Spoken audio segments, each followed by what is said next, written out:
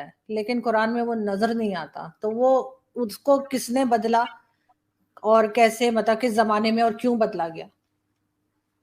نہیں، قرآن کا لفظ پہلا اقرا ہے، پہلی وحی جو نازل ہوئی وہ اقرا ہوئی، اس میں کوئی دو رائے نہیں ہے، لیکن اقرا بسم ربک الذی خلق، خلق الانسان من علق، صرف اقرا کو پکڑ لیتے ہیں لوگ۔ اقرا کے ساتھ میں جو پوری آیتیں ہیں، جو اس اقرا کا کانٹیکسٹ ہے، اس کو سمجھنے کی کوئی کوشش نہیں کرتا، نہ کوئی سمجھانے کی کوشش کرتا۔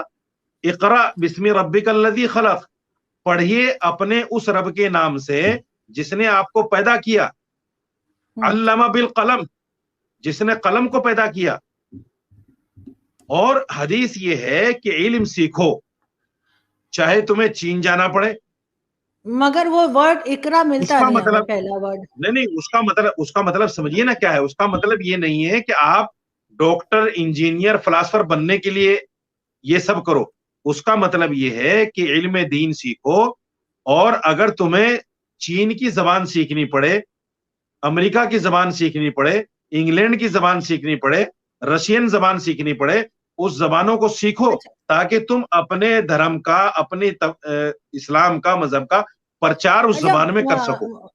مولانا صاحب آپ کہتے ہیں نا کہ آسمانی کتاب ہے، قرآن بھی اور یہودیوں کی بھی، عیسائیوں کی بھی، بائبل وغیرہ، تو کیا گیتا بھی آسمانی کتاب ہی ہوئی نا پھر تو؟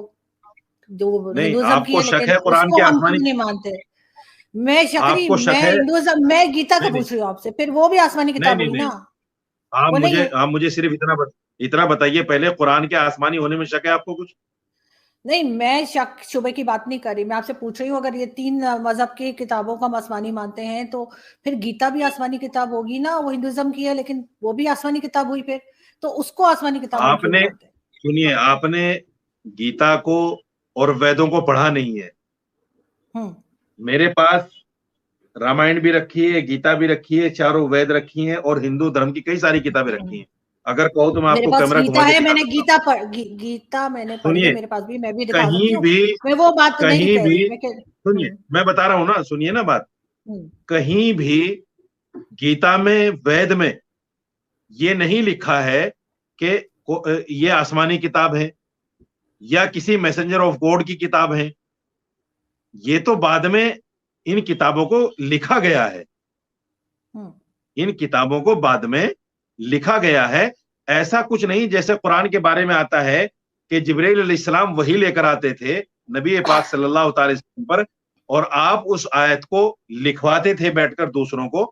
ایسے گیتا کے بارے میں یا ویدوں کے بارے میں ہمیں نہیں ملتا، اپنشدوں کے بارے میں ہمیں کہیں ایسا نہیں ملتا، اس لیے ہم ان کو آسمانی کتاب نہیں مانتے۔ نہ ہی ہندو دھرم کے لوگ یہ کہتے ہیں، ہندو دھرم کے لوگ بھی نہیں کہتے کہ وہ آسمانی کتاب ہے۔ لیکن سر مجھے مولانا صاحب، ایسے تو سر جو رام جی تھے وہ بھی تو پیغمبر ہو سکتے ہیں، ہمارے تو 1,24,000 پیغمبر ہیں، ہمیں تو 200 کے نام بھی نہیں آتے۔ بالکل، آپ یہ بات صحیح کہہ رہی ہیں کہ 1,24,000 کم و بیش پیغمبر آئے، اور ان میں سے کچھ کے نام قرآن میں ہیں جن کو ہم جانتے ہیں، باقیوں کے نام نہیں ہے، نہ حدیث میں ہمیں پتا ہے۔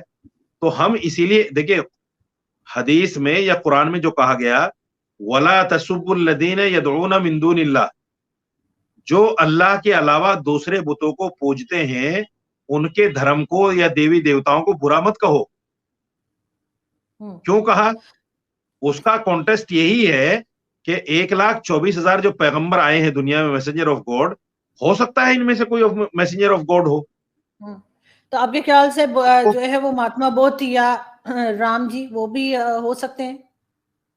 دیکھیے، ہم یہ نہیں کہہ سکتے کون ہے کون نہیں، لیکن ہو سکتا ہے۔ بھائی ہم نے ان کے زمانے کو دیکھا تو نہیں ہے، ہم نے ان کی صرف کہانیوں کو پڑھا ہے۔ رامائن میں جو ہم نے رام جی کو پڑھا ہے وہ پڑھا ہے، تو ہم نے ان کی زندگی کو تو نہیں دیکھا وہ کیسے۔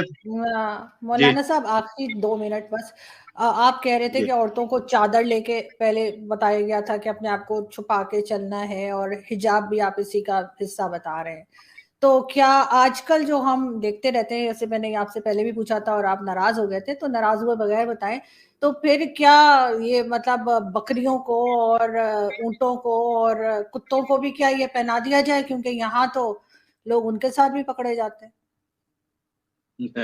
چادریں ان کو بھی مجھے پہنا یہ دی جائے کیا؟ بکریوں وغیرہ کو بھی کیا چادر ودر پہنا دی جائے؟ کیا کیا خیال ہے آپ کا؟ نہیں نہیں نہیں، آپ پھر غلط لائن پہ جا رہی ہیں. دیکھیے بات نہیں، میں سنیے ایک بات پوچھ رہی ہوں جو سنیے ہو رہا ہے، سنیے میں اس کا سوال کر رہی ہوں میرے کہ اگر میرے نیت عورت کو دیکھ کے خراب ہو رہی تو بکریوں کے ساتھ جو عورت ان کو دیکھ کے بھی نیت خراب ہو رہی ہے تو بکریوں کو بھی کیا دیکھیے چادر، میری کتوں بات کو بھی، اونٹوں کو بھی پہنا دی جائے کیا؟ میری بات سنیے. جس آدمی کی نیت خراب ہے اس کی تو نیت خراب ہے، اس کو آپ سدھار ہی نہیں سکتے.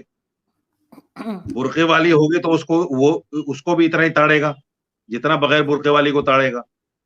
جس کی نیت خراب ہے، جس کی نیت خراب ہے اس کو تو آپ کچھ کر ہی نہیں سکتے. جس کے ذہن میں گندگی گھسی ہوئی ہے، 3 سال 5 سال کی بچیوں کے ساتھ ریپ ہوتے ہیں، کیا کہیں گے اس گندگی کو آپ؟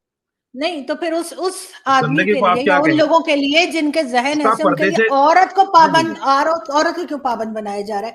وہ سانس عورت کیوں کو نہیں لے پابند نہیں سکتی اپنی بنایا. مرضی سے؟ سنیے عورت کو پابند نہیں بنایا جا رہا. قرآن میں جو پردے کا حکم جہاں نازل ہوا میں آپ کو بتا دیتا ہوں. پہلی جو آیت ہے اس میں کہا گیا قل للمؤمنین یغضون من ابصارہم ویحفظون فروجہم. اے مومنو، پہلے مردوں کو مخاطب کیا، اے مومنو تم اپنی نظروں کی حفاظت کرو اور اپنی شرمگاہوں کی حفاظت کرو. یہ سب سے پہلا حکم مردوں کے لیے ہے. اس کے بعد میں دوسری آیت ہے وَقُلْ لِلْمُؤْمِنَاتِ يَغْضُضْنَ مِنْ أَبْصَارِهِنَّ وَيَحْفَظْنَ فُرُوجَهُنَّ. اے مومن عورتوں تم اپنی نظروں کی حفاظت کرو اور اپنی شرمگاہوں کی حفاظت کرو. اس میں اور تھوڑا آگے بتایا گیا پردے کا جو حکم نازل ہوا اس میں وَيَحْفَظْنَ فُرُوجَهُنَّ وَلَا يُبْدِينَ زِينَتَهُنَّ إِلَّا مَا ظَهَرَ مِنْهَا. اور اپنی زینتوں کو ظاہر نہ کرو ان لوگوں کے سامنے جن کے سامنے نہیں کرنا چاہیے. یعنی جو آپ کے محرم ہیں ان کے سامنے تو آپ کر لیجئے، جو آپ کے لیے غیر محرم ہیں جن سے آپ کی شادی ہو سکتی ہے ان کے سامنے اپنی زینتوں کو ظاہر نہ کرے. اور آگے کہا وَلَا يَضْرِبْنَ بِخُمُرِهِنَّ عَلَى جُيُوبِهِنَّ. اپنے دوپٹوں کو، اپنی چادروں کو کندھوں پر ڈال کر مت چلو اس سے بلکہ تو ان کو یہی سروں لگتا سے. ہے، اس سے تو یہ میں مولانا صاحب قرآن یہی بتا رہا ہوں لگتا آپ ہے کو، کہ سنیے معاف کیجیے اس گا. میں صرف اور دیکھیے صرف سیکسی بتایا گیا ہے. صرف کیا قرآن میں صرف یہی بتایا گیا ہے کہ کیسے بچنا ہے، کیسے چھپنا ہے، کوئی اور بات نہیں کی گئی. آپ کی مطلب بات سے تو مجھے یہی اندازہ ہو رہا ہے. خیر کوئی نہیں، بات نہیں، اگر ہوتا ہے. قرآن میں میری بات سنیے آپ. اگر قرآن میں مسلم مومن عورت کے لیے پردے کا حکم ہے تو اس میں آپ کو یا کسی اور کو کیا تکلیف ہے؟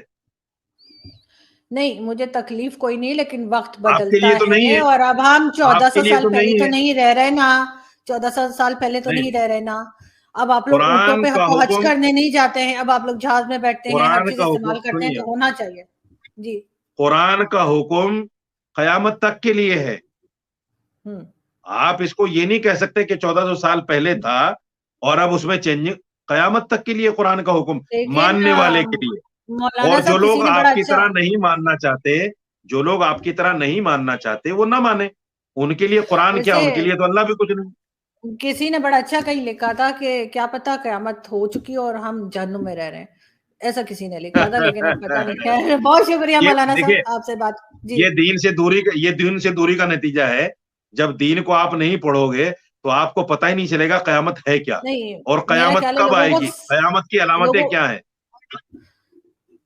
ایسا لوگوں نہیں ہے کو کہ سائنس ہر پڑھنی پریشانی چاہیے، قیامت لوگوں کو ہوتی ہے. میتھس پڑھنی چاہیے، لوگوں کو ڈفرینٹ لینگویجز پڑھنی چاہیے، سائنس پڑھنی چاہیے. بالکل میرا پڑھنی خیال ہے چاہیے، کہ لیکن اس پہ زیادہ فوکس کریں. مسلمان کو اتنا علم ضرور ہونا چاہیے جس سے حلال اور حرام کی تمیز ہو جائے، جس سے یہ پتا چلے اللہ کیا ہے، جس سے یہ پتا چلے قرآن کیا ہے، جس سے یہ پتا چلے نبی پاک صلی اللہ علیہ وسلم کیوں آئے، یہ میسنجر آف گاڈ کیوں آئے.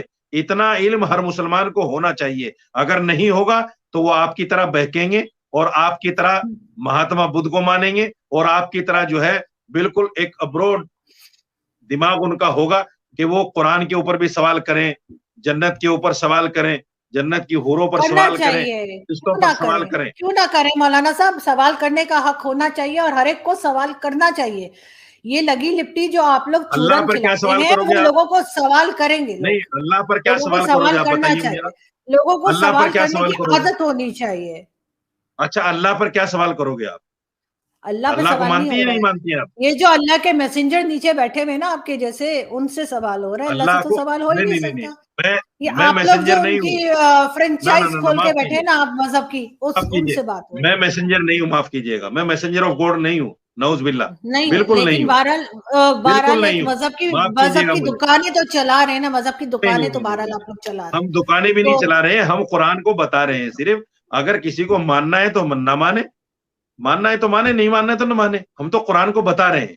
हमने पर्दे को बताया है, कोई नहीं मानता तो लेकिन न माने, डंडा लेकर तो नहीं बहरहाल मनवाएंगे। मेरा ख्याल है कि ईरान में औरतों को बिल्कुल आज़ादी होनी चाहिए, और वो हिजाब लेना चाहें आपका तो लें, ख्याल है, ना लेना चाहें बिल्कुल। तो ना लें। कोई पाबंदी नहीं होनी चाहिए कि हिजाब नहीं लेंगी तो उनके ऊपर कोई सज़ा होगी, ऐसा बिल्कुल भी नहीं होना चाहिए, बल्कि ईरान क्या कहीं भी नहीं होना चाहिए। बहुत शुक्रिया कि आपने ज्वाइन किया। Thank you. मेहरबानी। नमस्ते।